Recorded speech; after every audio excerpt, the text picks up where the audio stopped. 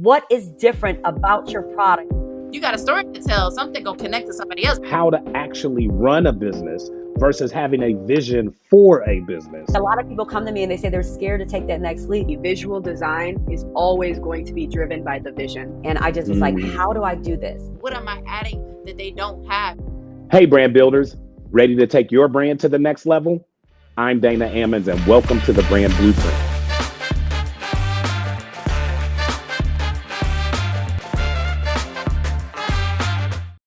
Welcome back to the Brand Blueprint podcast. I'm your host, Dana Ammons, and today we have an incredible guest with us.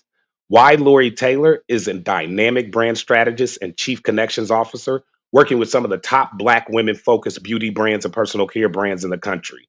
With a career spanning several high-impact roles, including her time at Even Body Works, plus her time now working Brown Girl Marketing, we are excited to have somebody who has a lot of experience, strategy, and executive time in the chair. Ylorie, welcome to the show. Thank you, Dana. I'm excited to be here. We're excited to have you. Also, good morning and welcome to my co-host, Cataanda.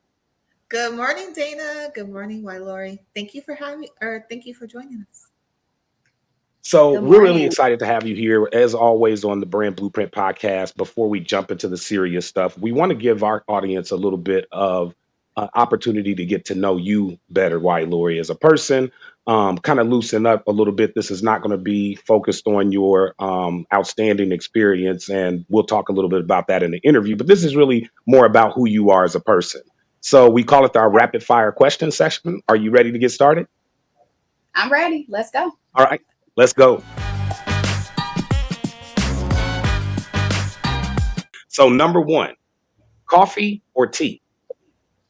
Never coffee, always tea. Hot or cold? Hot or cold tea. Green tea, are you an exotic tea person? What are your tea preferences? So hot tea would be green or chamomile or maybe a sweet orange. Cold, my family's from the South, so you know I'm a sweet tea girl by heart.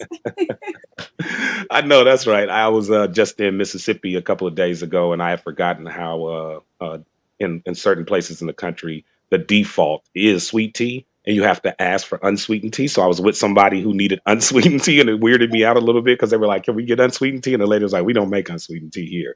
So that being said, next question, what's the last book you've read? So honestly, I am in the process, I'm going to answer this not exactly as you asked, of rereading Profit First. Recommended to me by a client because of some things she was saying that I clearly missed in the book, and I don't like to miss those key points. And then also, I have admittedly never read We Should All Be Millionaires, so that is next on my list as well.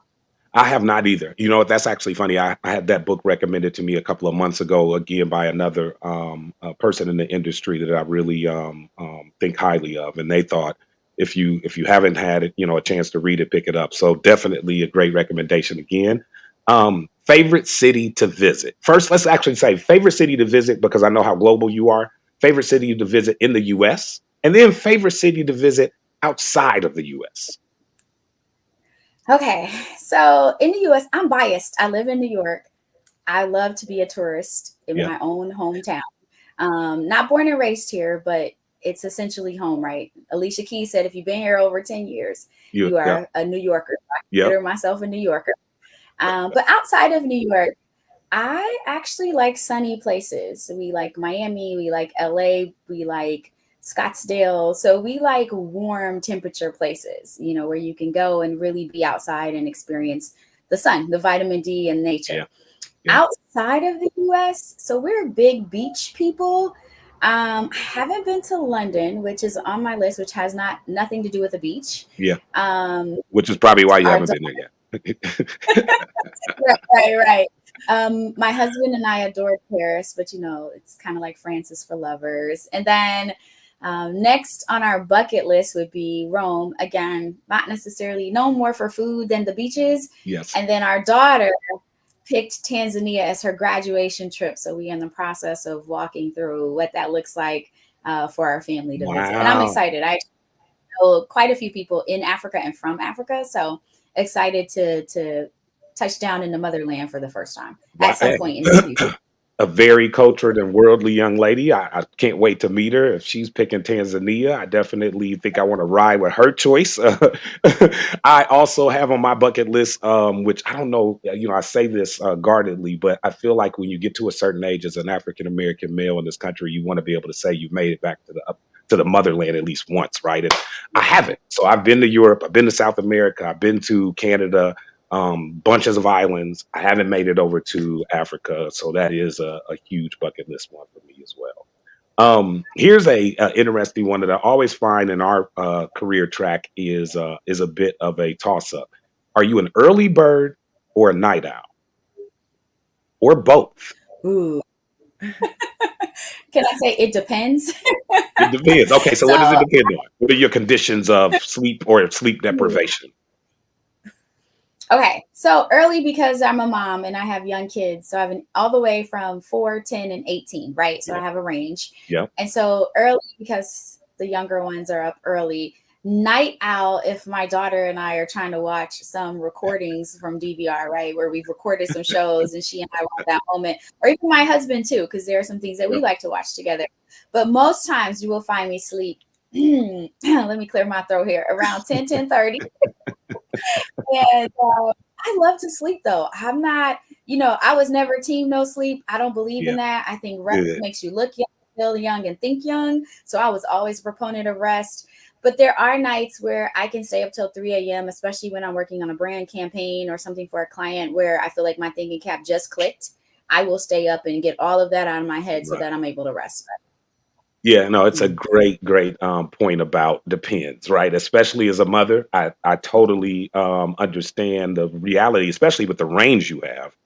So from 4 to 16, right? There are pretty much every and any occasion that kids might need their mom, you are on deck for it, right? Where you could argue, it's never easier, but knock it down to 1 or 2 and then put them in a closer age range and you could look, you could play a little zone. But right now, you playing woman to woman across the full span of those 3 kids. So I fully Yeah. understand that. Now, last question in rapid fire, but always I think a good one for perspective. And then just terms of advice that you have ever received. What's the best advice you've ever received from somebody, business or personal?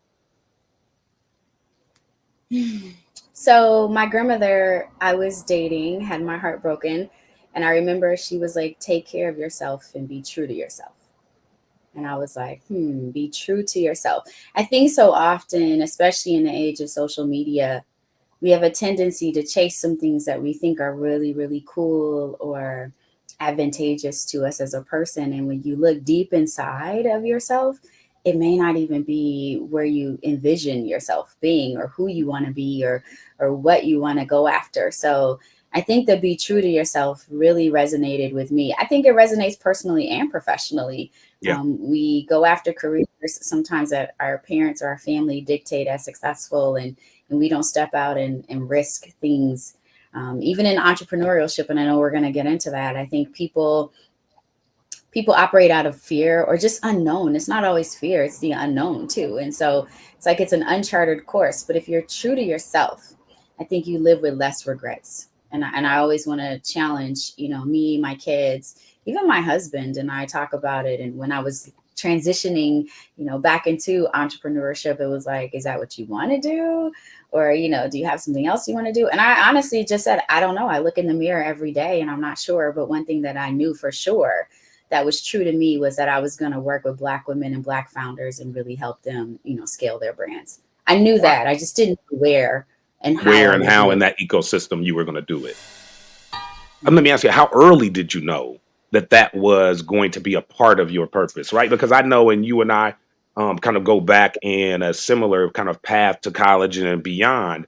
And I'm going to tell you, I think similar to you, I remember being 17 years old, leaving Omaha, Nebraska, going to Atlanta, Georgia, to Morehouse College. I get to campus and I leave Omaha where I'm one of a few smart, overachieving academic minorities. And so I've got this kind of, feel for my place in the world. And then I get to campus of Morehouse and I'm not even midstream the smartest dude there. Like I literally get there and I'm like, yo, these cats are so smart and so on top of this stuff. And I don't even know what I want to do the next 4 years. And I remember asking people on campus, and cats were like, I want to be a nuclear physicist, and I'm gonna be the next person after Nelson Mandela that helps out. I mean, these cats had huge dreams. And all I was thinking was like, man, I just want to get a job in 4 years. So like, where's my path? And so like, how did you navigate that, Ylorie? Were you like, okay, at some point, bam, this is my focus.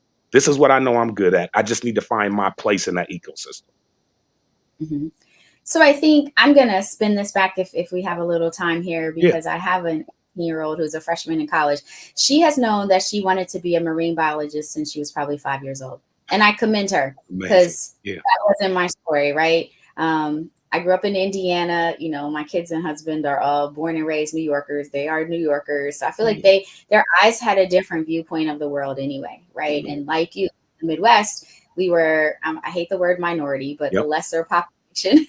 So I think when you leave, there are a lot of expectations of you because you are almost leaving and doing some of the things that other people around you have not done. I was really strong in math, so I majored in what I was strong in. Luckily, my guidance counselor was like, if you don't know what you want to major in, pick one of your favorite subjects or something you really like, because you're going to be doing that a lot in college. So it's very different, right? Have no regrets about being a math major. In fact, you know, you can throw a P&L at me any day and I can match an economist on it. But I actually went into work in tech at IBM, and I spent a good portion of my career. When people ask about a foundation for a brown girl in consulting, that's where I got it from, because I was a consultant at IBM. And one day I looked up and, you know, money's good. You're 6 figures. You're not even 30, but you're not having fun. And when you're single, going home at night, it feels very different than going home to kids and a husband, right? So then you have a responsibility. You have to have a partnership and a conversation. But when you're by yourself, I said, you know what? I went on vacation. I came back and I was like, I quit. And my mother was like, well, what are you going to do? And I was like, I don't know. Maybe I'll waitress for a little while. Work in a retail store. I don't know. And I didn't have the answer. But I had financially saved up for about 6 to 8 months. So I started doing, you know, ad hoc things. And at that time, Monster was really big. You know, Indeed and LinkedIn didn't really exist then. Speaking to my age possibly here, but put my resume on Monster, and someone noticed that I had some soft skills and some hard skills that might work in brand management. Had never heard of brand management, started doing a lot of research on it.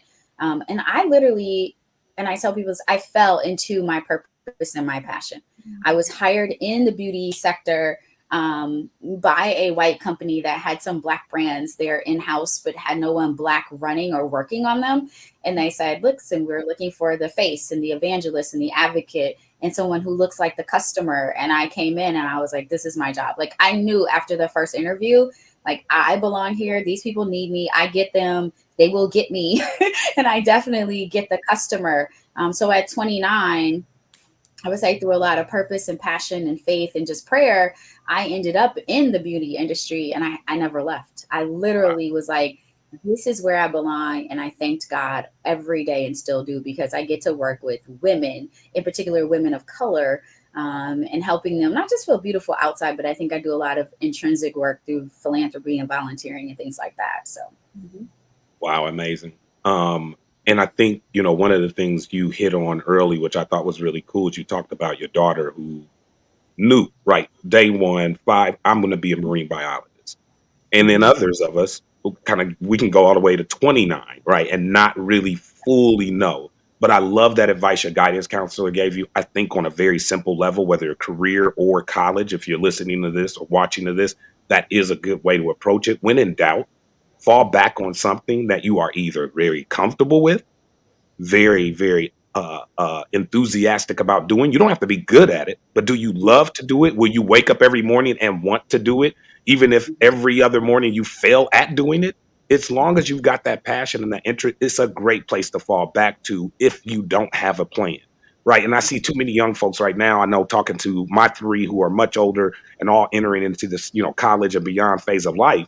And there's this tendency to want to follow the popular thing, right? Like the popular thing right now is go in and be an engineer and then build apps. You'll be rich, right? And so a lot of these kids who don't have a game plan, instead of following up with their passion, they go move into something in the IT or tech field because that's, you know, hot right now. And Mhm. 4 or 5 years later, they're burned out, they're disillusioned, they're not engaged, don't want to get up and go to work in the morning, and back to that point of thinking, right, what do I do? So I so love that. Now, in the spirit of thinking through kind of your first transition, now you're 29, you're in the space, like I'm never leaving. Talk to Mhm. us a little bit about it. Tell us a little bit about that next couple of years and how you kind of got your feet under you and started really like making moves in the industry.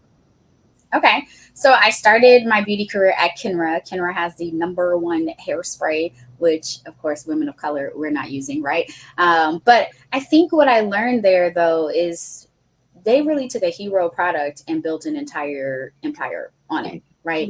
They figured out how to innovate fast enough to get customers interested in products, and then they would abandon just as fast as they would innovate, right? So it was like, we're going to drop 8 to 12 products a year, and whichever ones stick, we stick with those. And then the other ones, we either reformulate, repackage, redesign, whatever the case may be. And so I think their strategy was really strong. So we never did that on this side of the aisle. And Yeah. that's how I'm afraid, because we have our Yeah. own aisle too, right? Yeah. We didn't do that on this side of the aisle. We really studied texture. We studied scalp. We studied style preferences. We studied lifestyle. So for us, I think we have always been and been forced to be, for lots of reasons, very customer centric. I think they could be very product and innovation focused Yes. because there was such a quick high turnover. Yeah. And then over here, it was like, I really got to get in my customer's life. And people had rarely spent time understanding the plight of women of color, in particular Black women, to know our struggle with our hair, the, how do I put it, the detrimental piece of being in the mainstream, right? And Yep. really going straight hair was the preferred method versus textured hair or curly hair. We wear braids. We wear braids on vacation. We don't wear braids to work. We had all these rules. And I don't know, I'm going to call them unwritten rules because probably no one really said them to us. And there are some spaces, I want to be transparent here. There are some spaces where people have been confronted about their looks and how they wear their hair at work. That was not my story, right? Correct. I was simply the girl with long hair. So they were very excited for me to come in. It was like, that's her hair. And now she has long hair and she looks like the customer, and the customers all want long hair. And I was like, everybody doesn't want long hair. Right. Right. I wear my hair straight natural most of the time. Only sometime is it curly. So I was like, everybody doesn't want straight hair either. And then it was like, I was transitioning out of a relaxer long before that became the natural movement. And I'm using air quotes, movement. Yeah. I think at that particular time, I was at the pinnacle of, we will no longer be told how to show up. Mm-hmm. And can now show up as our true and authentic selves. So for me, it was like at the height of everything. So I knew if I could have a brand that connected to us having the freedom to be who we were in a very customer focused format, and really celebrating who we were, and for once not denying it, hiding it, or covering it up, or transitioning it, manipulating it, whatever, we would win. Whoa, we need to hear that one more time. So I knew if I could have a brand that connected to us having the freedom to be who we were in a very customer focused format, and really celebrating who we were, and for once not denying it, hiding it, or covering it up, or transitioning it, manipulating it, whatever, we would win. And I think that's how I had a lot of early wins. People are like, she's so amazing, her brain is this. I give credit to God, because things do come to me very easily, which goes into doing what you love and what your purpose is. But there also was this opportunity in the space to celebrate and to acknowledge and to own who we were. And it was a first time in a long time in history where we could do that without some national movement behind it, right? So I think, again, it was like opportunity met, everything. Timing, right? And you're right. I mean, that was like what, early 2000s? Are we talking like 2000 to 2004, 2005, that time frame? Yeah. Mm-hmm. Right. Yep. So, I mean, I think we could, record that and just rewind it and play it out as the explanation of the birth of the modern day beauty category as it is today, right? Which is about, they use these terms and phrases now, personalization, right? And when you were just talking about, like, the opposite of personalization is assimilation, right? So we used to assimilate, the beauty category used to ask everybody to assimilate to one image. And now we're on this new spectrum where now everybody can actually be who they want to be, show up as they are. And then there are these brands now there to meet you, right? Like in the place where before, and I think you made the point, there weren't unwritten rules. And some of those unwritten rules even applied to products, right? What products we could use, how we use those products, sometimes how we use those products against the manufacturer or the brand's recommendation or recommended uses, because they didn't know exactly how we used it, right? So we were taking products and flipping them and using them for other things that they didn't understand or get, but we knew, right? So there were these underground rules. Cataanda and I talk a lot about this in terms of the customs and the things you learn in your own household, especially in African American households in this country growing up. And all three of us are Midwest kids. And in this space where a lot of those things then do turn to product concepts and ideas later in life, because you like, hey, my mama taught me how to do this, or my grandmother taught me how to do this, but I didn't necessarily see a product for me in the marketplace that represented that. All right, so as we get a little bit more into all the things that you've done, we would like to know, how did you develop the brand identity for one of the brands that is on your roster, Eden Body Works, and what was your approach to building the brand's connection with its audience, being also consumer centric? Sure. So I think Eden was at the forefront of the natural movement. Jasmine, who is the founder, was a teenager, right? She had the same experience a lot of women had. She had damage. She was over the relaxer. She was trying to grow her hair. And Jasmine is an engineer by nature or by trade and by education. So I want to give credit where credit is due. So she started mixing just oils and different herbs and natural and products and organic items, and she came up with these great formulas. So I met her and her mother through an industry colleague who said, I know someone who can help you. So I had spent a little bit, rewind here, a little bit of my career also while I was at Kinra, standing out, right? Because it was now this large, predominantly white company had this Black girl who was at that time the youngest executive in the industry. And then she was getting up on stages at Cosmoprof and other places like that. And it was like, who is she? She just appeared. Like, she didn't grow up in the industry. And if you know anything about Black-owned brands, they tend to be generational, right? They're family members. People know the kids take over. And that wasn't our story. It was like, who's this girl with this weird name, who's standing up, who speaks well, who's done her research? And, she's saying things in the industry that we want to say out loud, but she's given the platform because of her alliance and allegiance to Kinra, right? So Kinra was like, throw her out there. We have this Black token child. Let's get her out there. And kudos to them. And I was okay with being her because I love to speak. I love stages. And I thought, for once, we were getting our opportunity, right, to be seen. And I was happy to be the pellet that was allowing that to happen. So coming over into Eden, I met Jasmine and her mother, April, a beautiful, beautiful family.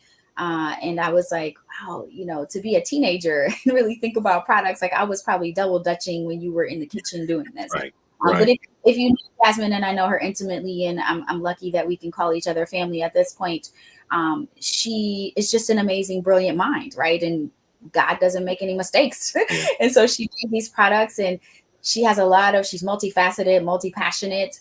She volunteers, she speaks multiple languages, she's super smart. And she decided she wanted to go to college. And her mom was like, well, she doesn't want to abandon the brand. She really wants a partner to help her. So I functioned as a fractional founder. And for those of you who don't know what that means, it's like, I'm not the founder, but I'm in the role of making the strategic decisions and carrying out the vision and mission as though it were my baby instead of hers, right?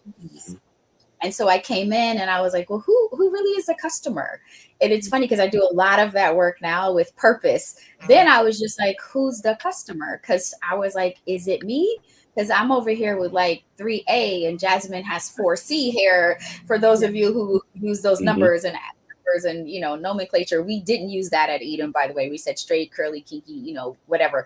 But it was like, who's the customer? Is it me? Is it her? Is it a combination? And if it's a combination, how do we address those needs across all of our products. And at that time, she had like 3-4 products, maybe. By the time I left, we had like something products. Mhm. So the first thing I did was called a friend who worked in PR, because I thought her story was amazing and it should be told. And she had just started a blog. She did that blog. So Renee and I got together and I said, hey, help me tell the story. Help me bring this to life. And if you know anything about Renee and I, the synergy of our friendship and our business relationship is that if it involves Black women, let's go.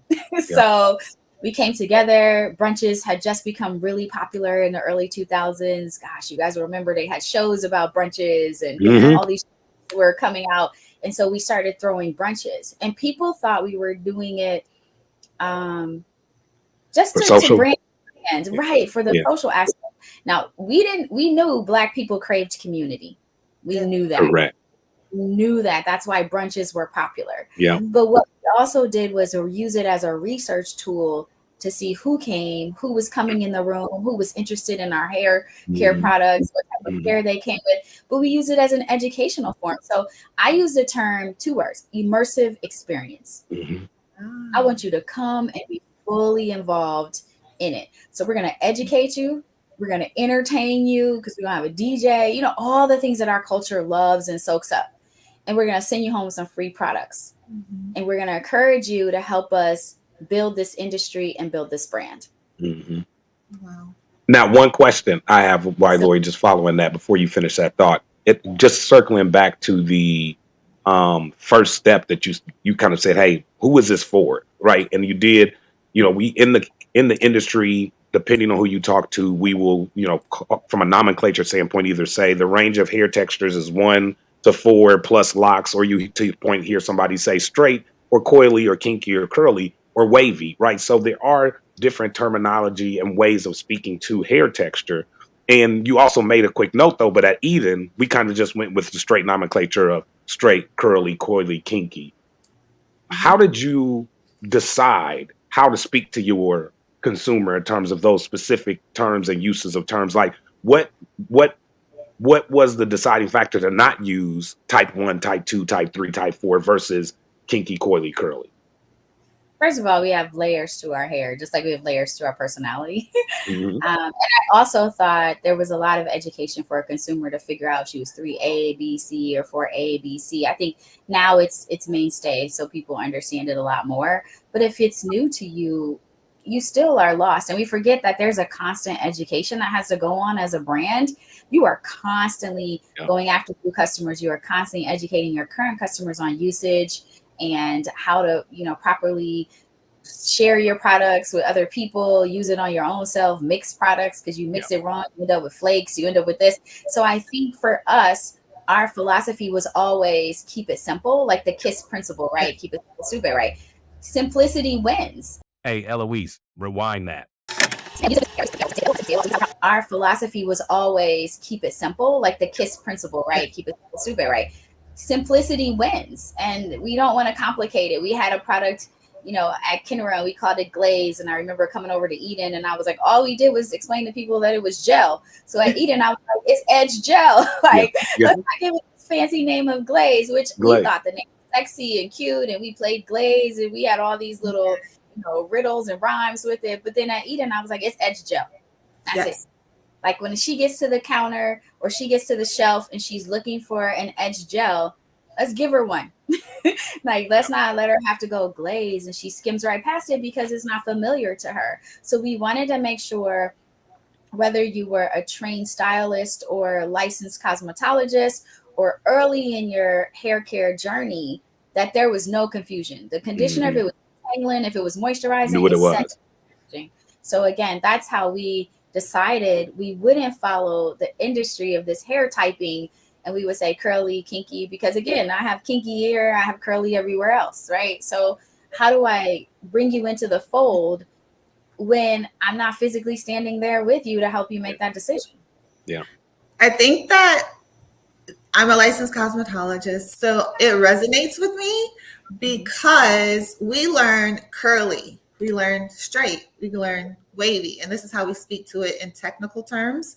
So I do believe that the Andre Walker's system was more so to help the consumer identify their own curls. However, it can get a little complicated because you have all of these categories and you have A, B, and C. Like our curls are so unique. And like you're saying, you have kinky hair, you have curly hair, you have wavy in the front. How do you actually identify it just by using those terms? Do you use 2? Do you use 3? Or are you stuck to using 1? So I think just combining it into a curly head of hair actually helps the consumer. And then also with going to the shelf, we have so many products, and we know marketers love to come up with these wonderful, brilliant terms like a glaze. Okay, but what is a glaze exactly? So the consumer needs to know that it's a gel. Because when they're looking for a gel, but they see all these glazes, okay, well, they don't have gel for me, not knowing that the glaze is a gel. So I think that's more speaks to your strategic approach to being consumer-centric as well. So I really love that. Yeah. Thank you. Now, one question also, and this is a little off track, but I think our audience, which is primarily founders, aspiring founders, and specifically women of color in that space, you talked about something that, again, not the goal of this particular podcast, but I think it's so important to just touch base on it, which is the fractional leadership relationship you developed at Eden. And Ylorie, and I know, and I'm surrounded by Black women in my life. I love them to death, but I know there is a very real fear out there as a Black female founder to letting somebody else come in, so to speak, and drive, right? And getting in the passenger seat of something that you've created. It's your baby. You don't want this, to any harm to come to it. How, Ylorie, from somebody who was picked to and trusted to come in and take that very critical position in a company, especially early in a brand's growth, first, just talk to female founders about why that might be an important move for them at this point in their career. And then secondly, what should they look for? How do they figure out, Ylorie, who to trust, who to actually put in that position? Because I deal with this probably once a month in some client conversation, right? And I think you are such a great a person from an experience standpoint to share with our audience, like what that looks like and how you get there. So it's interesting because I'm also a stepmom. So my 18-year-old is my bonus child. For all intents and purposes, when people are like, oh, you look just like your mom, we don't correct. And we probably got to that point because over years and over time, I knew what position I played in her life, right? And I think it's very similar to the fractional founder. I understand my position, and I don't want to ever make you feel uncomfortable or inferior or insecure about my role and position that I play professionally, in this case, because that's what you asked, but personally was my example, right? We have very unique family dynamics that work very well, where we co-parent to the point we can vacation together. And I look at my professional life and I think I want to have that same type of synergy, right? I don't have room for drama. I don't, my personality doesn't emit any type of negativity at all. And I'm very transparent and very candid. I mean, Dana, you've known me for years, so I speak exactly what's on my mind. But I think we have to develop relationships, and we forget that relationships take time. So I tell people, just like dating, professional relationships take time. You can't go in and your boss is like, oh, I hired this badass woman. Yeah, okay. Your friends think that. Maybe your colleagues think that. Maybe even the industry thinks that. But allow your manager to get to the same conclusion, right? So I didn't come in telling Jasmine, oh, you need to do this, you need to do that, you need to do this. I came in and I said, let me understand your vision, your mission. Let me soak up what this meant to you, and let me see how I can evolve and elevate that, right? I never tried to change Eden. Not once. Because it was hers. To me, it was always hers. And maybe because I was a stepmom, I understood that this was my stepchild, essentially. I love that analogy. That is such an appropriate analogy. I couldn't change this person because it came from somewhere else. And I had the benefit of influencing it, growing it, raising it, right? loving it as though it were my own. Yep. But That's I why I love that analogy, right? The analogy, same. We share that point in my oldest daughter is my stepdaughter, so same thing. Like I learned at a very early age, and I think the quintessential point of that is, as a step parent, your job is to love, right? Like you're there to love that child regardless. And it's similar, such a similar way in a fractional leadership of a small brand. Your job is to first come in and love that brand just as strongly as that owner or founder loves that brand. Right now, why, Lori? How do they find now?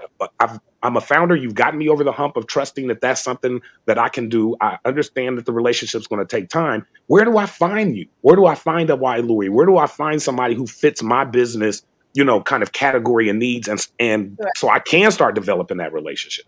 Sure. I think sometimes people are right under our nose. A lot of times you work with contractors in your business, you work with online business managers or OBMs, you work with assistants who have, elevated your business and understand, become your right hand. That doesn't mean everybody can step into that role, because this role isn't just about managing the daily operations and the overall archaeology of the brand. It's also the leadership of the brand. It's the evangelism of the brand. It's really as though you're stepping away and you're allowing someone to fill your shoes completely, as though you feel like, I'm not going to miss anything. Nothing's going to change. As it gets better, people aren't going to recognize that there was some big cultural shift to my brand. So I think that's one piece of it. The other piece is people like me have to actually become visible. Right. Lovey put up a post the other day and she was like, your silence is erasing you. And I was like, Wow. dang, I felt dragged. Yeah. Yeah. I felt dragged. And it's not that I wasn't Wow. I was intentionally silent for extended periods and different periods in my life because of personal reasons and et cetera, right? Mhm. So I gave myself permission and grace to be quiet because I had some healing or some therapy over here. But the other side was I was not sharing my receipts. I wasn't standing up and saying, listen, I did that. I've worked with this brand. I work with that brand. Retailer buyers know me. I was running Eden as a founder and going to retail meetings with other Black founders who called me because of a referral. That's how I've always got business. Now I'm at a stage where I need to actually speak up. But I would sit in a meeting with someone and the buyer would say, you do know she runs a competitive brand, right?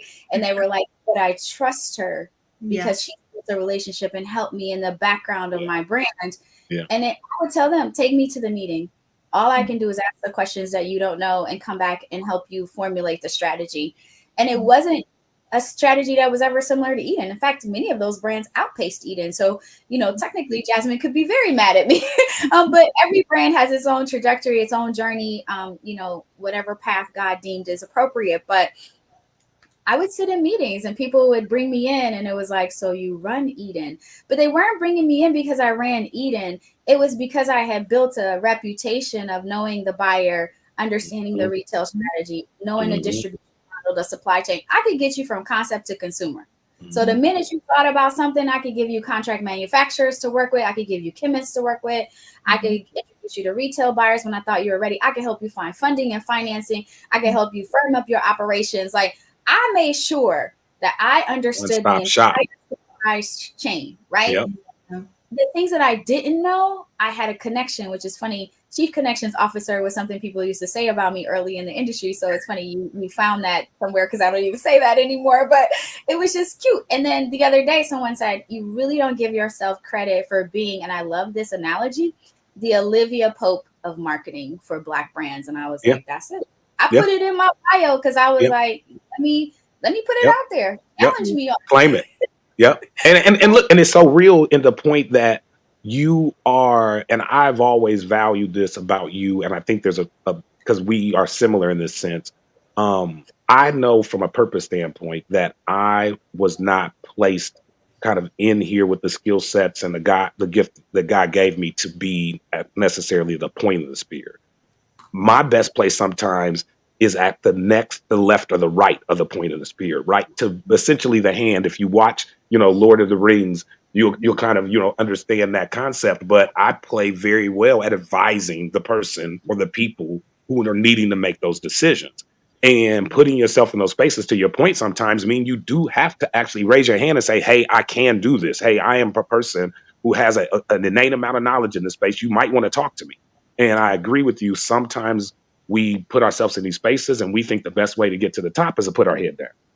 Right? You always hear that. I'm just put my head down. I'm gonna just knock the work out. And I'm not gonna talk to nobody. I'm not gonna get involved in nothing. And that's how I'm gonna get to the top. And that's not right how you're gonna get there. And in a branding sense, I think it's similar to your point that you can, and I think brand founders watching this need to listen to this. You can sit in a room, have a conversation with a competitive brand or competitors and not lose. You can actually win in those conversations. You can win in those relationships. So the next time you're at a trade event, the next time you're at a retailer event, and you see a competitor in your category who, again, is giving you some energy and some opening to come over and talk, go speak, have the conversation, because there's so many things that you can learn in that community that in many cases, a lot of us go in and we try to play these siloed, I'm gonna just put my head down. I'm gonna just be the brand that just puts out the good product, and everybody will know I put out the good product because they'll use it and it'll go word of mouth. No, you better speak up, get in those rooms and find out what other brands are doing to get their word out and their awareness pieces up. So like on that same note, Ylorie, as you think through some of the brands that you bought from, I loved it what you said, from concept to consumer.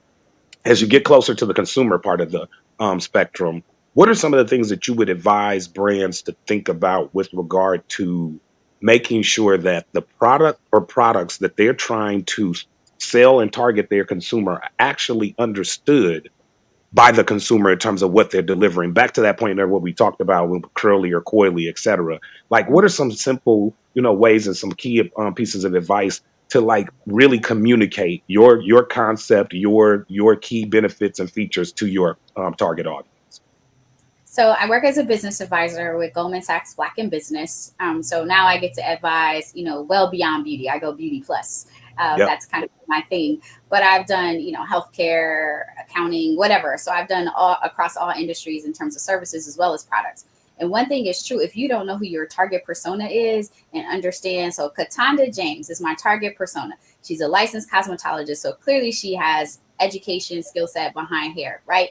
But what does Cataanda do? Does she hang out with her friends? Does she follow on Instagram or TikTok? Does she shop at Target, or is she Nordstrom girl? Is she a CVS girl? Is she an Ulta, a Sephora girl? I really, really try to understand my target persona, because when I do that, I'm also going to understand her needs. Does Cataanda really need me to educate her on hair, or is she looking for the bomb red lipstick like she's wearing today? So is it lip balm? Red lipstick. I'm naming Black brands because I live in that world, right? But I'm like, how do I figure out? And funny, Lip Bar even will tell you they have 3 shades of reds or 4. I don't know. Melissa's brilliant over there with all her colors, her and her co-founder. But which red fits your lifestyle? Because then I'm going to flow. If that red fits your lifestyle, there's probably another product that's in your basket. And we used to talk about back in the day, the shopper basket, right? The mother who's in Walmart, what's in her basket? She got $25. Is there a beauty product in there? Oh, you best believe it, because she's got to have a little bit of self-care. It's primarily a basket about her household. So I'm really going to understand my shopper dynamics, her psychographics, her demographics. I'm really trying to understand all that. And then I have to know her pain points as well as her budget, right? So if you are a luxury brand, clearly your girl doesn't spend as much time in Walmart as a discount or, weekly type of shopper. Luxury implies, I'm getting pieces that are timeless and classic, higher retail, premium price. There's a reason why we say masstige for Target, and then we say mass for Walmart, and dollar chains, and then we say premium for Sephora and Ulta. And I stayed in that beauty space on purpose because we started this conversation that way. But it's the same thing with Nordstrom versus Target, or it's the same concept. So I tell brands all the time, first of all, most brands hate to hear this, but girl, you're not your primary customer. You're just not. And brands hate to hear that. And it's like, but I wear my shoes that I design. I wear the shirts. Okay, but you are probably not your primary customer. So founders really have to take a step outside of who they are and go, who's wearing my designs? Which, here's all the cheats, right? As a consultant, you can survey your customers and find out a lot of information. You can actually ask. You can put it out there on Instagram. You can look at your analytics. Data-driven decisions are pretty amazing these days. So you can actually figure out who your customer is. Does she hang with her girls? Does she go on luxury retreats? Does she vacation as, a treat to herself versus, something that's a part of her regimen? Is she getting facials? All of those things. And funny enough, they don't just tell you about her beauty regimen. They tell you about her lifestyle. Yeah. Is she a mom? Is she single? Is she working? Is she an entrepreneur? Here's a crazy thing we forget too. Is she mission driven in her purchases? Because people who are committed to buying black or purchasing on purpose, what I call it, pops, those people, you have a story to tell. So your story should be very much aligning, connecting, and bringing me in to who you are. Can we hear that again? You have a story to tell. So your story should be very much aligning, connecting, and bringing me in to who you are. So I think as brands, we start to look at products. One, we aren't our customer. Two, we have to really know and understand our customer. And three, does our customer really need it or want it? Because some of it's a want, right? Away luggage is really, really nice, but you don't have to buy away. You could buy some regular luggage at Kohl's if that's what you want to do. But do you want the label piece of it? Do you want the durability of it? Those are the things that we have to really look at. For Away, she was like, I needed luggage that didn't break, was really sexy, pretty colors, lightweight. She was a woman. So she realized all the pain points of developing that luggage. And I think sometimes we bring out products and we love them. And then we stay so long with them, not realizing our customers didn't really ask us to do that. Yep. Yeah, that's such a great point. I often say, just speaking to like shopping the shelf at Walmart, you have your shopper that has her 3 kids in daycare now, and she needs to hurry up, pick up the product and go, versus someone like me that doesn't have any kids. I can stand there and read labels all day. So you have to understand your customer, because if you are selling something to the lady that has her 3 kids in daycare, she needs to be able to know that this is a gel and that this is going to smooth my hair and sort of like minimize frizz, and she's out the door. Versus me like, picking up all the things and I have time to do that. I feel like sometimes founders don't understand that the messaging has to be there. It has to be clear and concise, because this lady has like 15 seconds to choose her products. So you mentioning that actually reminded me that, we have to be clear in our messaging and we have to know our targeted customer. That's very important. Absolutely. Absolutely. Very much so. Now, one other question I wanted to just kind of follow up with, because you did touch on a couple of, I think, key challenges that early founders in new brand spaces encounter. And as you mentioned, we're talking beauty and hair, but this really is broadly probably multiple categories in the consumer products industry, which is, as founders, we tend to fall in love with our own products, right? And we have, and it's not to say that that's not a great quality of a founder, right? You do want to see somebody who's passionate about what they're trying to bring to market, but it can be limiting, right? It can keep you in a box in terms of expanding features and benefits. It can keep you in a box in terms of understanding that there might be more applications for your brand, which means more markets. How do you, Ylorie, work with, especially in your current role, work with founders? Because I know you get them all the time. They come in the door and they're gung-ho about, hey, this is what I'm doing, and I don't understand why it's working, but I know this is the right thing to do. How do you get people, especially really, proud founders, to take a step back and be open to potential feedback of the negative variety about why their brand or product might need some changes or some edits? So it's interesting.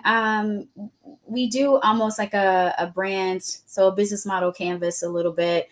And we kind of do, I'm going to say the word brand blueprint, right? So I'm going to take a look at all the things that you think are true about your brand. I love saying, what are your top products? And somebody's like, well, the deep conditioner. What else?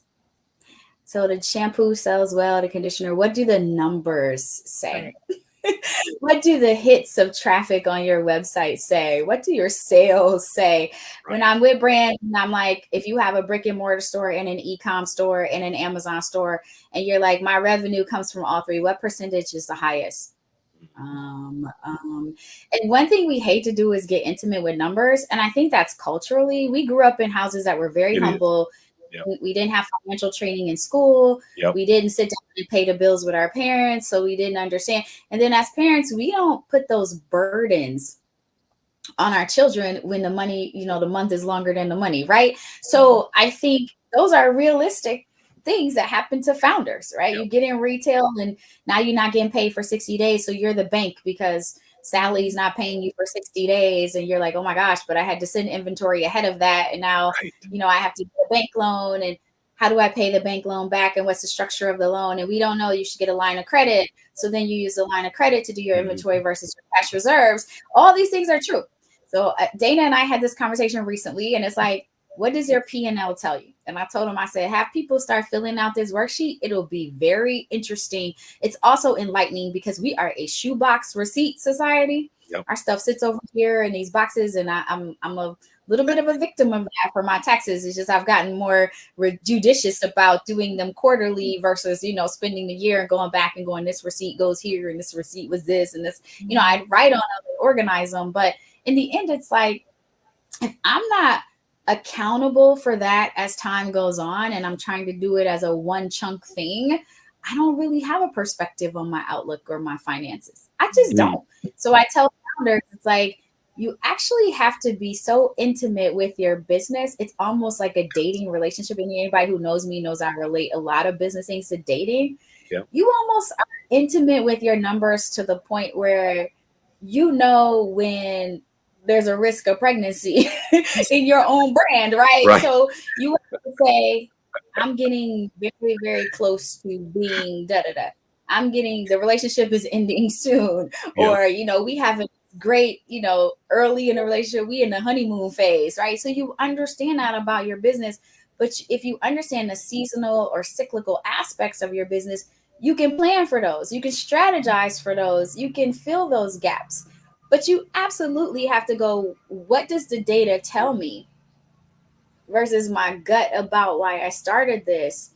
And what does that reveal going forward? So you can have a great product. No, it's such a great point. I love that analogy, right? Because you at some point the whole goal of the brand, the purpose of the brand to be in that space, and the goal is to put a ring on it, right? Like to get the consumer married to the brand, and bam, you got it, right? But I love that analogy because you on the path to putting the ring on it, you may realize that this particular brand or this particular SKU that you've created is just not going to work, right? Not going to make it. And I think one of the things you pointed out that is it's a tough thing for anybody to do, personally, professionally, which is admit a mistake, admit that maybe this wasn't the best idea. And then it creates, this, we've popularized this term, but it's real, which is it creates a pivot, right? And at some point you realize, oh, I need to pivot. The consumer is telling me I need to pivot.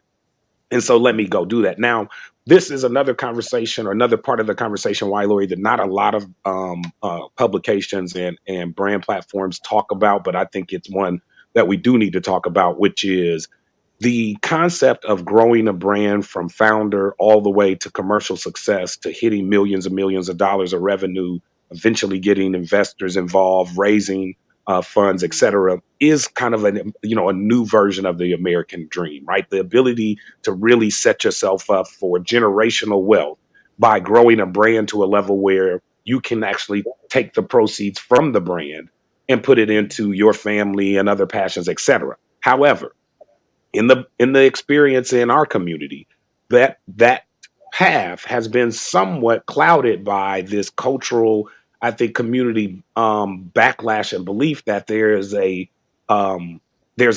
penalty to selling out, right? Like you want to grow your brand, but don't sell out. Don't sell to the conglomerates. You got to keep the brand real for the community, which unfortunately keeps the revenue and the value of that brand locked into the business and doesn't allow those owners to fully access it, right? So one of the things I like to talk to my founders about and my clients is knowing the path that you're trying to enter on from the very beginning. If you know you want to grow something to eventually scale it and bring other investors in and take some of the financial rewards from that action and use it other ways, then that's the path you need to plan from the very beginning. If you know you don't ever want to sell it, you're going to grow this business, you're going to bring your kids up in it, you're going to set it up structurally to be in a trust and never leave your family's ownership, then that's another path.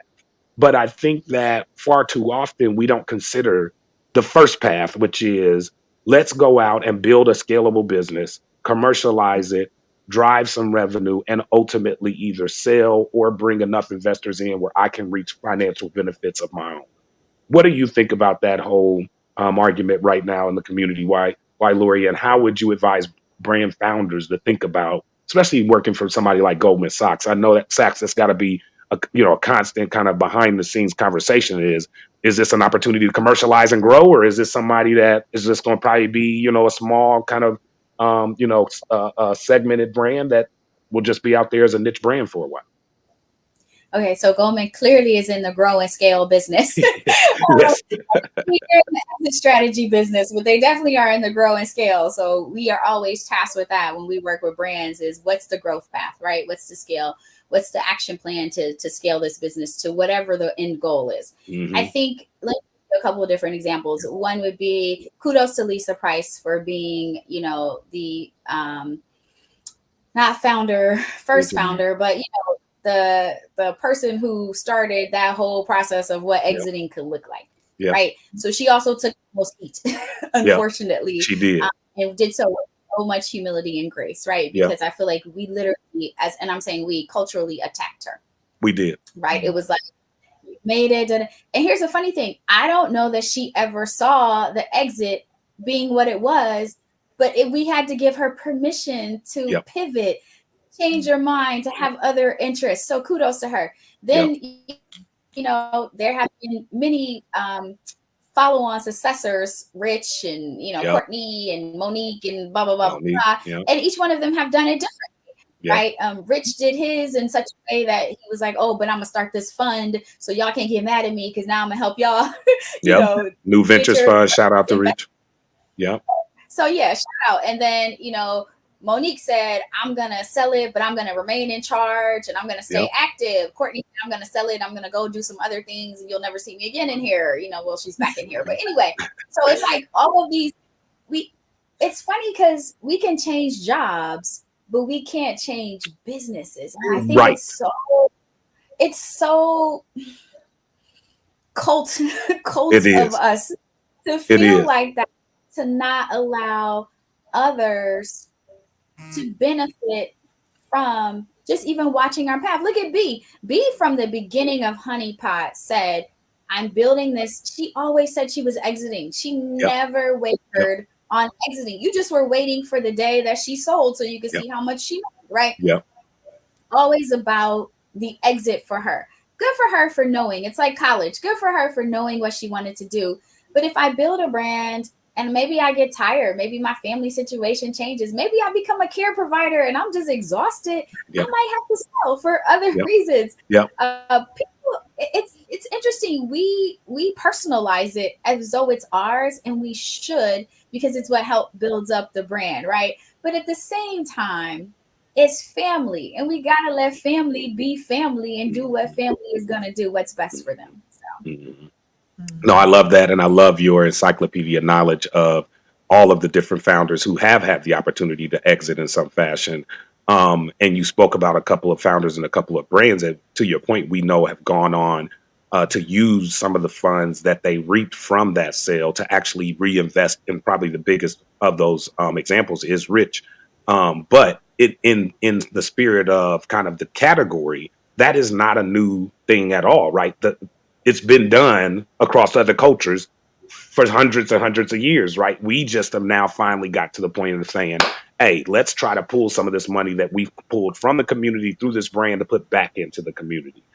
So now I ask you this, and thinking through this, and brand owners and founders watching this, let's say I'm a founder of a brand, and right now I have a brand that's doing pretty decent. I'm feeling like it might be an opportunity for me to go and maybe sit with somebody like a Goldman Sachs and start talking about formally what is the next step that I need to take in order to get my business in that room, right? In that room where, these unnamed, high net worth individuals and VCs and family offices are, thinking about buying you. Like, how do I get in that room? How do I get ready to or get exposed to that side of the business? Can you give them some advice there, Ylorie?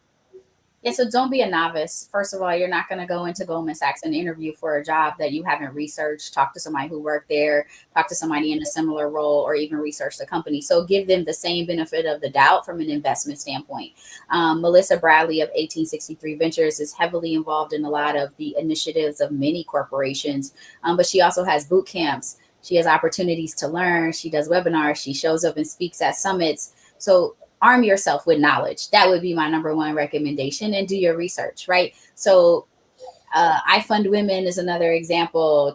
Tory Burch is another example. There are so many VC and Pitch My Brand. Black Girl Ventures has a pitch in New York, next weekend or the weekend after.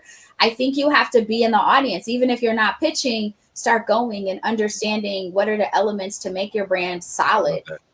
Finesse your pitch, right? Elevate yourself and your brand and your pitch, so you can go and you can see, oh, she won. I get why she won versus I thought the other girl was good too, but this girl really, because they give you the answers. It's like if you want to date, you can't sit at home and wait on somebody to knock on your door. You got to go in the bar and start to socialize, and eventually you meet the match. So I want you to do the same thing, which is go out and pursue, be in pursuit of your dreams. Hey, Eloise, rewind that.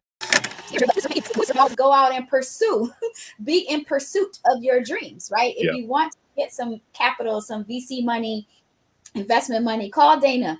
That's not my area. Clearly, I know something about it, but it's not my sweet spot. He has a niche there. He has connections there, and we all talk too. So I want people to know that too. We are very well connected. Cataanda and I are now connected as well. So it's like, talk to people. Somebody wants to help you get it right. Curl Mix did the first major customer crowdfunding campaign.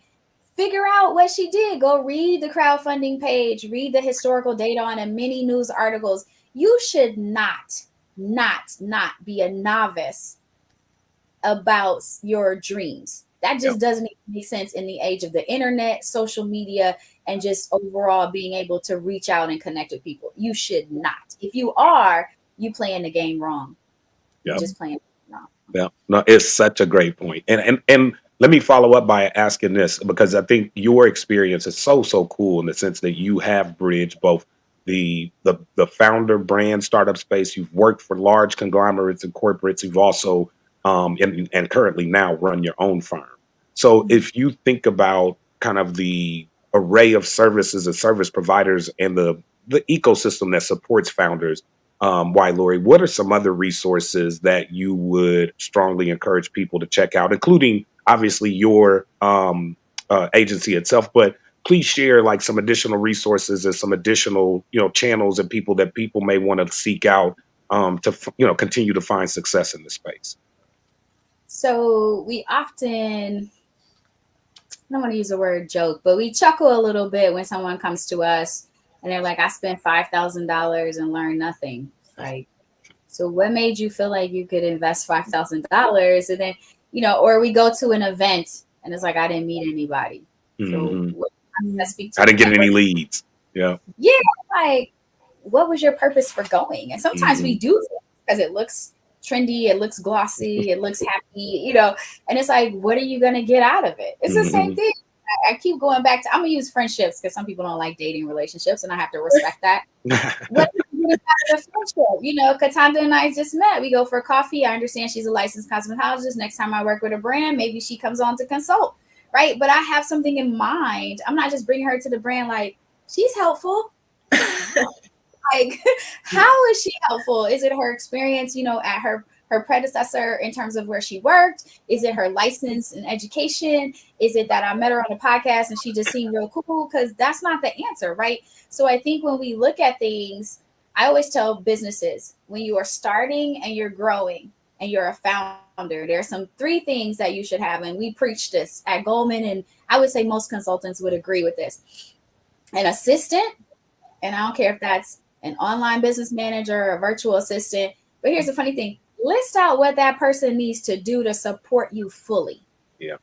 Support you fully. Because checking your emails and paying $1,500 a month for an assistant, it's going to make you not happy. Yep. You will not be happy. But if they are setting up the promotions in Shopify, putting together the visual content calendar based upon ideas you talked about in the meeting, or doing some outreach for your brand, or, doing collaborations, or running the back end of your store because you are just not that person with design. But understand what your needs are, make it a job description, a SOP, however, just make it a list. Some people just make it easy, make it a list. This is what I'm hiring you for. This is the money I can budget each month to pay you. And let them come back and either adjust the list or say, I think you're missing some key points, right? If somebody comes back and says you're missing some key things that I've done for other founders, girl, that's your girl. At least to start, right? That's your guy. Your guy too. Correct. So assistant, whatever format you want to call it, online business manager, assistant, marketing coordinator, I don't care what you call it. Because that person may also be doing some social media over there too. The other piece is your accountant. Most founders are not financially savvy. Just not. No. I have slid in the DMs of like at least 3 brands over the past 2 months that says, call me. And they're like, I appreciate it. You think any of them call me? No, but I know what's wrong with your brand, and I don't even know your brand. It's your operations and finances. I already know what's wrong with it because I deal with it every day. And I'm looking to help you. I didn't say call me or here's my rates, here's my Calendly. I'm volunteering to help you get unstuck. Right? The other piece is an attorney, because we love to go into retailers and not read the contracts, not ask somebody already on the shelf their experience. Yep. So how does Melissa get on the end cap? There's a fee to being on the end cap for Lip Bar. Let me use people's, everybody might not know names, right? How does Shea Moisture do promotions? $5 off your $30 purchase. They eat the $5. They eat the promotional tag cost. Somebody got to put it up there. There's a labor to the floor. So it's like, you need an attorney. And these are the attorney and accountant. Let me be clear. Contractual, not retainer position. Not retainer. Correct. Right. So you don't even have to budget for that monthly, but you got to account for a yearly. So if it's $1,200 a year, it's $100 a month. You put it over here and you dump it. And to that point, before you go any further, because I hear this all the time, which is I was going to do it once I started making money. So let me be clear. If you don't do it, it will prevent you from making money. And that's one thing that people don't get. A lot of us will say, I will do the right thing. I'll do it by the book when I get to the money. Right now, I got to do these shortcuts. In this business, if you shortcut it on the front end, it will cost you dearly on the back end. And listen, the first time I started Brown Girl, which was like just a fun moniker, almost 20 years ago, I didn't have a separate bank account. This time I was like, you know what? You're going to get this routing number with this account, with this EIN. Exactly. My social security, because times are changed. Like, you're not getting all that. You're not writing checks to Ylorie. You're writing them to Brown Girl Marketing. There's a Chase bank account for you. If you need to do, a credit card bill payment, then there's a bill pay. There's a bill.com. I have a honey book. I have all these things, right? That I don't really want to have all these things. But I also have leveled up, matured. I have seen what happens when we don't do the right things from the beginning. And then honestly, it forces you to be a better business person. It does. Really does. It does. And I think it's a great point in terms of understanding the service providers that are critical for you to have on the team. Thank you for clarifying what an admin or assistant should be doing versus what I see so many bad job descriptions allowing them to do, right? Like, it's such a great point. Don't take the standard, boilerplate template for the job description that's given to you. Take that and edit it, write down the things that you specifically need done, and make sure that you write it, frankly, in the language in which you know it or can describe it. Don't try to go use ChatGPT or over intellectualize it, because then you'll end up with something that is not really executable. A person will read it and think, okay, I can just kind of sit here on my computer all day because I'm not sure what that means, right? Like, be clear about what you are asking people to do, and then be clear about what. And the other thing I always like to say to vendors is when you're willing to pay. When is just as important as what, right? If as a vendor, as a consultant, we want to be paid on a consistent manner. Even if I know your budget means every other month on the first Monday of the month, or every 3 weeks on the first Monday, I need to understand when you're going to be able to pay, not just what, right? And I've got a lot of clients who like to play the what game and never say when, right? We got you, Dana. 1,500. That's okay. Got it, right? Not next Christmas, right? This is not spring graduation money I'm looking for, right? This is to continue to service and support your business. And so, one other thing I'd like to say or get you to comment on before we kind of move to the end, Ylorie, is, and I think you've done a lot of work in this space and talked about it even in your charitable work and things you do offline.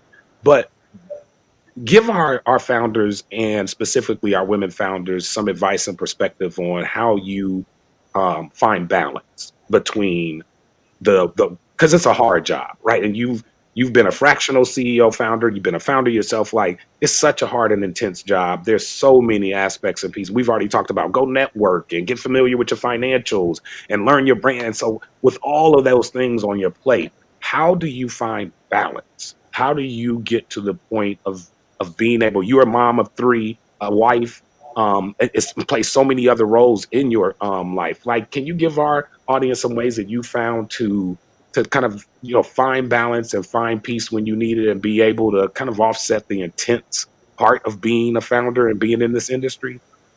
Sure. I want to give a shout out to my tribe, because my tribe is really my vibe over here. I have an amazing partner who is my husband. A lot of people just have a partner, which is fine too.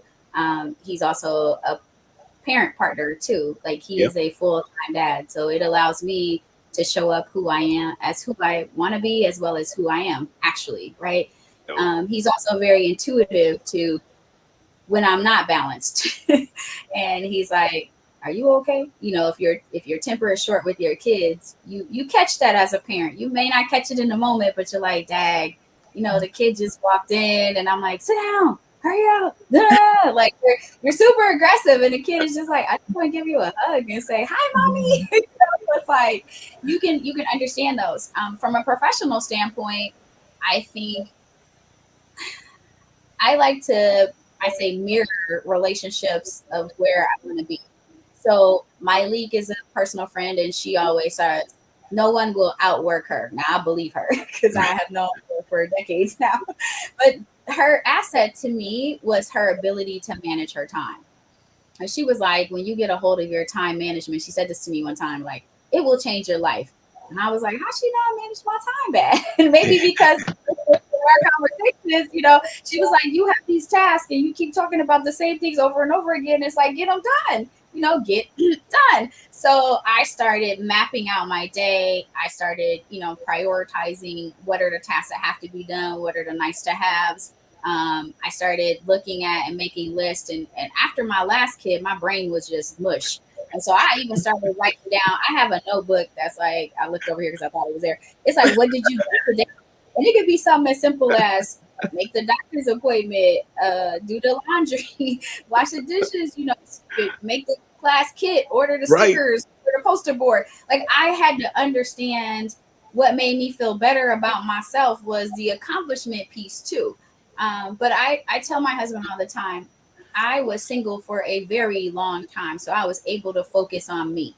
And I have realized, even since leaving corporate America, I have to allow me time, whatever that looks like. It could be hairstyle, it could be hair, it could be nails, it could just be long walks. And so I also understood that exercise was important to my mental health after this last kid. I've always been kind of athletic, but I abandoned some things and it was inconsistent. Once it became consistent, my mind was clearer. I slept better at night. Like, I understood that. I don't think I eat really bad. I know I have a mean sweet tooth, so I kind of conscious of that. But the other piece was when I left from Eden and transitioned back into entrepreneurship, I didn't realize until maybe month 9, I miss being around women. Collectively on a regular basis.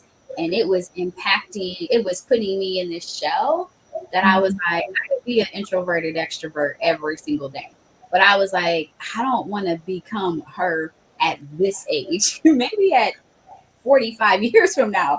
But at this age, I still want to thrive in that environment. I still want to laugh with those girls. And I said to them, like, y'all don't invite me to stuff. And it was like, invite me, even though I just want to say no on my own terms. No, but but we thought you needed a you left work. And I was like, no, I need you all. I still need you all.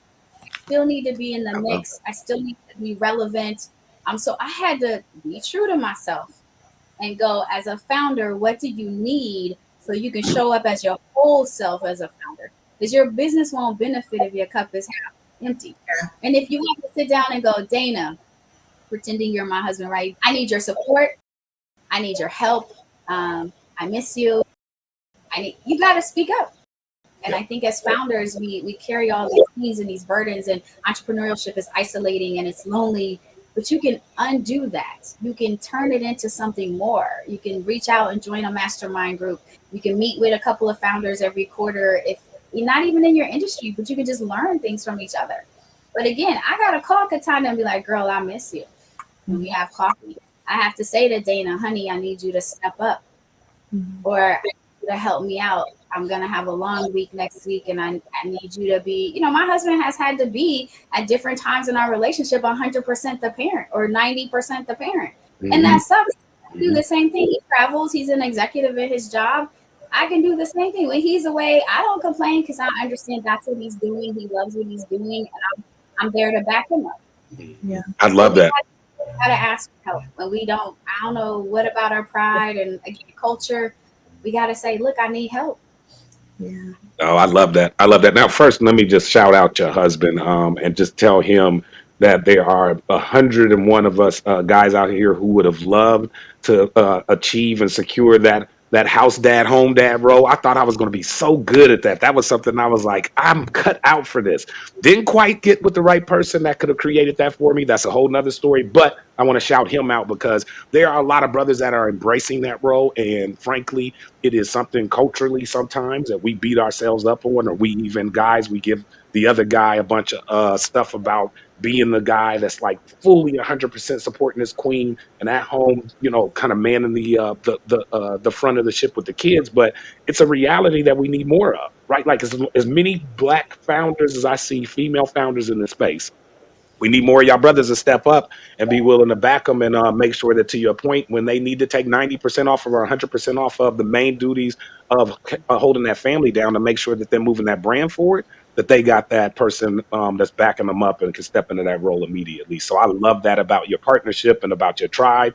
Also, I think what you did which really is something that I think we do underestimate sometimes, which is the value of friendship as adults and close friendships. We need those bonds. You need to nurture those bonds. I tell my buddies all the time, it cannot be a one-way street. To your point, it has to be a two-way street. If I'm calling and I'm asking and I'm sharing, then I need you to call sometimes. Sometimes I get into a hole and I'm kind of, in my head and I'm off doing other things. I need to be tapped on the shoulder and somebody to say, hey, Dana, how are you doing today? How are things going? So I think this is really good, but I want to just make sure we give you the time because we could go on forever in this interview and talk about a million other things. But let's transition and kind of wrap up here. The first thing I want to do is just give you a couple of minutes to, again, tell people what you're doing right now, share any specific socials or links or any pertinent information that you want our audience to know about. So I am still doing brand consulting. I do a lot of brand management and people don't even know what that term means. So I help brands do all the things in marketing, from strategy to execution to connecting with resources, all of the things that allow you to show up and do the things that you're good at. I can handle the rest, right? So I think that's probably the easiest way to look at it, because people say, well, what do you do? And I'm like, I can do everything. I'm not great at everything, but I can do everything. I'm a mean words. I want to be your copywriter, but I can help you finesse some things. I can help you understand the role of public relations, social media, digital marketing, all of those aspects of your business. But I am also connected to enough people, Dana, Cataanda, et cetera, who can help you elevate your business in certain areas. So that's what I would say. You would come to me as a consultant from a strategic standpoint, and then we put together a tactical approach to help you win and elevate your business, right? The other side of it is I am Brown Girl Marketing on all social platforms. Brown Girl MKTG, because back in the days before Twitter allowed us to have a long name, I had a short name, changed it. But I'm here to tell you, if you Google Ylorie Taylor, there's only one Ylorie. I say that not just personally because it's my name, but I think professionally there's one Ylorie for your business. Most people link to me on either LinkedIn or Instagram. That's how they get to me. My email, that is my actual cell number. People are always shocked that is how you reach me directly. I am not hiding. I don't want to hide because I think we have hidden resources for so long that brands just don't know where to go. And even if you call me and I'm not the person, I want to help you get to the person. I love it. I love that. Yeah. Call me, email me. And then it doesn't hurt if you say, hey, bumping this back to your inbox because it took me a couple of days. I'm not a perfect. Well, we will definitely on the show be taking advantage of that. We want to have you back at some point because, again, there's so many other things that I wanted to ask you about, so many other things that Cataanda and I talked about speaking with you about today and didn't get to, but we did get to a lot of great things. Thank you for sharing. It has been amazing to have you on the program today, Ylorie. I look forward to having you back again soon, and we're looking forward to watching all the amazing things that you're going to be doing and continue to do with Brown Girl Marketing and everything else that you touch. So continue to keep us posted and updated on your progress as we will continue to share it with our audience. But until then, we look forward again to seeing you soon. Thanks again for coming on the Brand Blueprint podcast. Thanks for having me. Great time.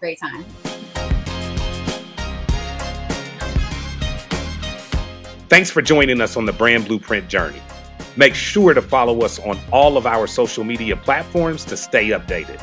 Watch the full episodes on our YouTube channel for an in-depth experience. Don't forget to subscribe to our website at thebrandblueprint.biz for exclusive content and materials.